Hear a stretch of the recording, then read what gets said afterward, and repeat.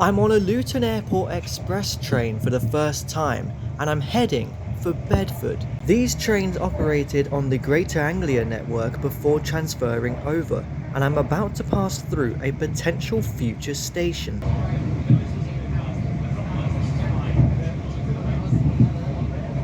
I'm changing trains here at Bedford for the Marston Vale line, which runs between here and Bletchley. Historically, this route was much longer and was known as the Varsity line and connected the two infamous university cities of England, Oxford and Cambridge, together up until the 1960s. Recently though, the Marston Vale line has actually had some issues. Viva Rail, which managed the trains that ran on the line, went into administration, meaning that for the last year there's been no trains running on this line at all. That's a shame really, because the trains which did run were old London Underground trains, the D stock that ran on the District line. I don't know what's going to happen with those trains, but replacement trains have arrived. And this is it. It's a Class 150 and it has been specially branded for the Marston Vale line. I can tell from the interior, the maquette, that this is actually an old Northern train. I mean, it's doing the history for me right here. I don't even need to say any of that in this weird kind of open part of the train at the front. They're working to bring back the Oxford to Cambridge line, which means that this portion which remains will get upgraded. It's quite strange for me to be on a train like this because I've only made a couple of journeys on Northern in my life, considering I live in London and down in the southeast. But we're on this train for a very special reason. We're heading for a station which might not survive the upgrade works.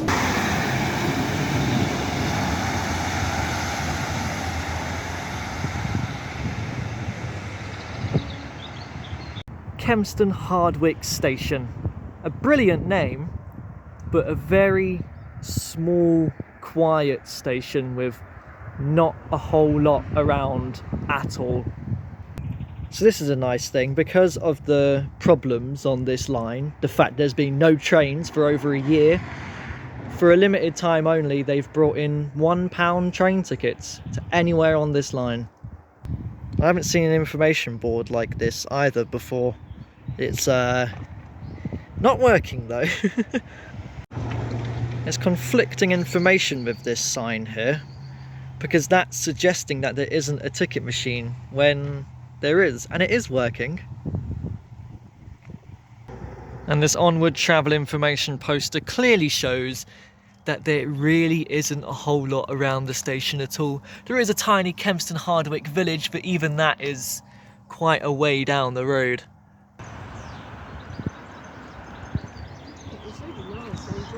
So even though there's not a whole lot around here, there used to be. This is the site of an old brickworks, and it was a huge site. It covered a lot of ground over here. I think up until only a couple of weeks ago, you could enter that building over there, but rather fittingly, they've plastered up the entrance with bricks.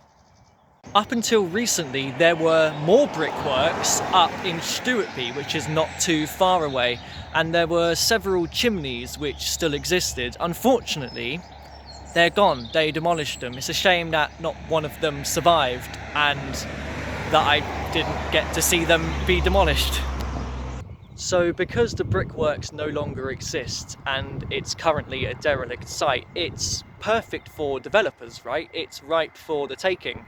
And yes, the site of the brickworks and this field where I now find myself has recently been bought by Universal Studios, and they are looking at turning this whole area into a massive theme park.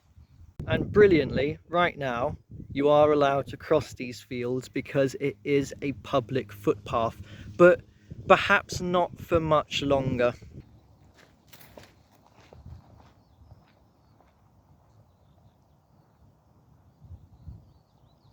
As I understand it, a public consultation ended just a couple of days ago, so we may be getting news any day now on whether the project has actually been greenlit or not.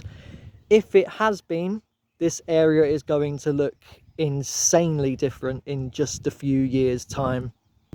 I was going to point out how it looks like construction's already began, and I think this sign here is perhaps sort of proving my point. Deep excavations. Maybe they've just had to do that to kind of get a lay of the land whilst they submit their plans.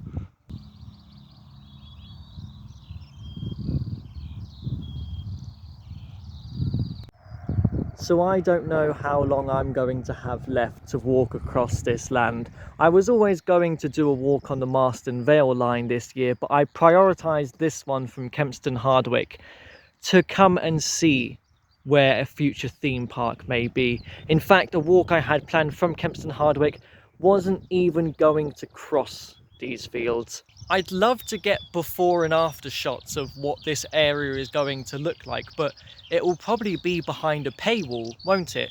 And if I'm honest, I'm not the biggest fan of theme parks. I'm not opposed to the plan, but I don't think I'll be coming back here to queue for 5 hours to go on a ride. So just before we leave this field, the main hub of the theme park, alongside this hedge here, I think we'll have a new road accessing the area. For clarification purposes, Kempston Hardwick station is here, the brickworks that we looked at are here, and where I entered the theme park is about here.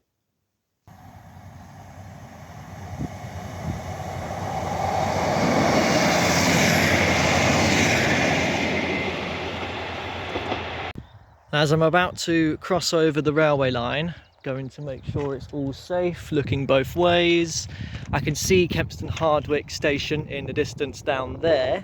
The theme park will cause both Stuartby and Kempston Hardwick stations to close, and midway between the two there will be a new one that will serve the theme park, as well as on the main line into Bedford, another new station there as well. So although I may not come back for the theme park, I'll probably come back for the new stations.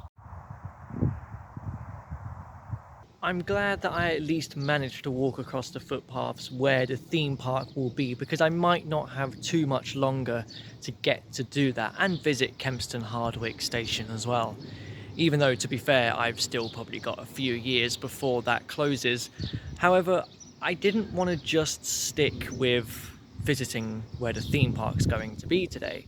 I wanted to make the most of my day out and try and explore as much of this corner of Bedfordshire as I can.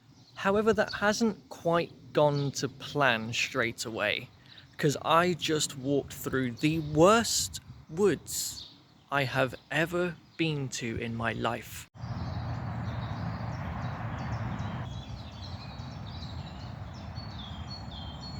This is insane.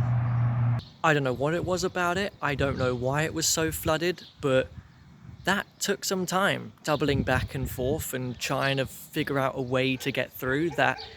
I'm kind of going to cut my losses and shorten the route a little bit now by sticking to actual solid concrete paths where I don't have to worry about other woods potentially being flooded. So hey, I might go back and revisit them places when the new stations are here. But for now, I'm passing through the new development around here in Wootton, and we'll carry on with the walk from here. I was going to say that this is much more like it, but it's still really flooded along here. Just goes to show how much rain we've had recently, which for May is quite ridiculous. Wileswood is where I've walked across apparently. It's like I can't win, can I? I take a trail through the woods that's all muddy and wet, and then I get on an actual path and it's still wet. What can I do, eh? What can I do? It's kind of a joke, really, that it can be so flooded in here. It's reminding me of Hornchurch Country Park in a way. There's paths there by the River Ingrabourne that can get incredibly flooded even during the middle of summer. Ridgeway Wood as well we've passed through, in the forest of Marston Vale.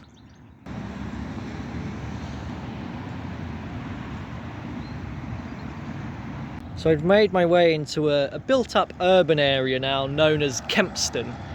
The Marston Vale line actually runs to the south of this area, but weirdly there's no station. But there's one at Kempston Hardwick where there's nothing. So this is rather bizarre. You have this pathway here alongside the road that's just going over some sort of brook. And across the street is where that brook leads into Water Lane, which I didn't even realise is right next to an old pub. You can actually still access the old pub's car park here, where over here you can still see a dartboard in the beer garden.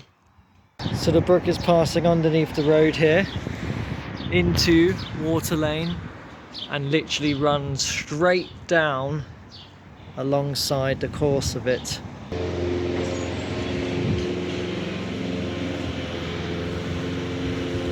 Whatever brook that was that we were walking alongside in Water Lane, I think we can safely say that it was probably a tributary of the river Great Ouse here, which is one of the longest rivers in the country. I've done some walks along the river Great Ouse before, one from Ely to Waterbeach, which actually the second half of that followed the River Cam, and one from Huntingdon to St Neots, and I have other ones planned, including all the way up at King's Lynn. So it's great to see another part of it here, so far away from King's Lynn, down in Bedford, and we're going to follow that now into the town centre itself. Hopefully it's not a flooded path all the way there.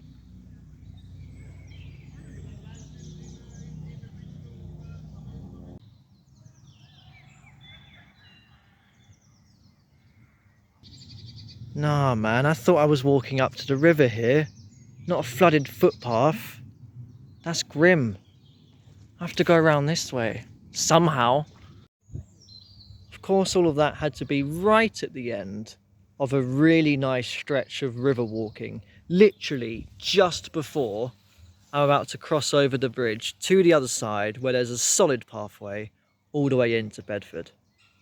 Well, this is a much better path alongside the river, actual pavement as we pass underneath the railway line heading into Bedford.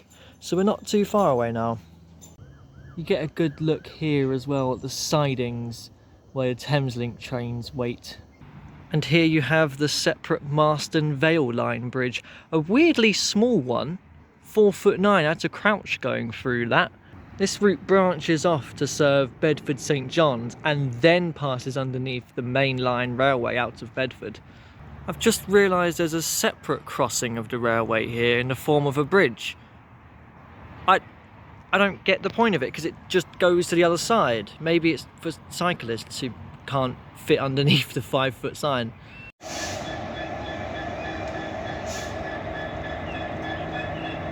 We're definitely in the heart of Bedford now as the Riverside Path takes us by this rather beautiful old county court building.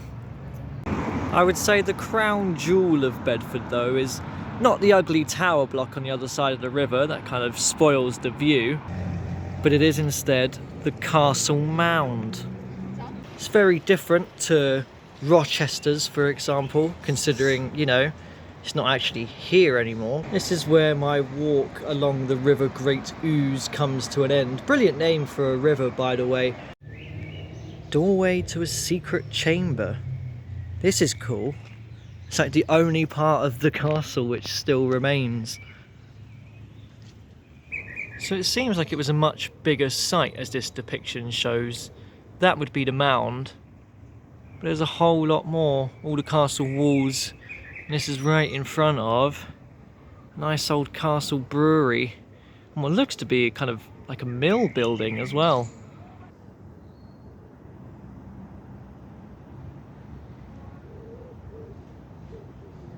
Well, this is unexpected.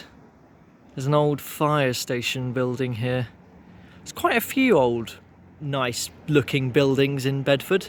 Quite surprised by that, really. It's reminded me in a way of like the old Aldwych tube station with the arched window on top and the framing that literally says station. I find with a lot of towns that its bus station is never really the nicest place in it. I do have a bit of a story to tell though, because I did once catch a bus from here. Last year I did a walk from Sandy to Bedford along the alignment of the old Varsity line. It's been turned into a foot and cycle path, and you can still see the remains of some of the stations, including Blenheim Station House and Willington Station platforms. Strangely, if the Varsity line gets restored, it won't use the same alignment. It will use more of a convoluted one to get to Cambridge. Because this railway line closed in the 1960s, along with pretty much half of the railways in the country, there's not a whole lot of them that connect the main lines out of London. And so for this walk, I would have had to buy 2 separate train tickets. However, I realised that I could take advantage of the £2 single bus fare and catch the 9B, which goes to Hitchin, which is on the same line as Sandy. This bus took me past RAF Cardington, which has some huge old airship hangars. I saw an artwork of these whilst walking through Bedford's town centre. So I won't be catching a bus today. I've made it to the railway station, about to catch a train at the end of a good walk. It's a nice mix of fields and riverside paths. It's just a shame a lot of them were flooded.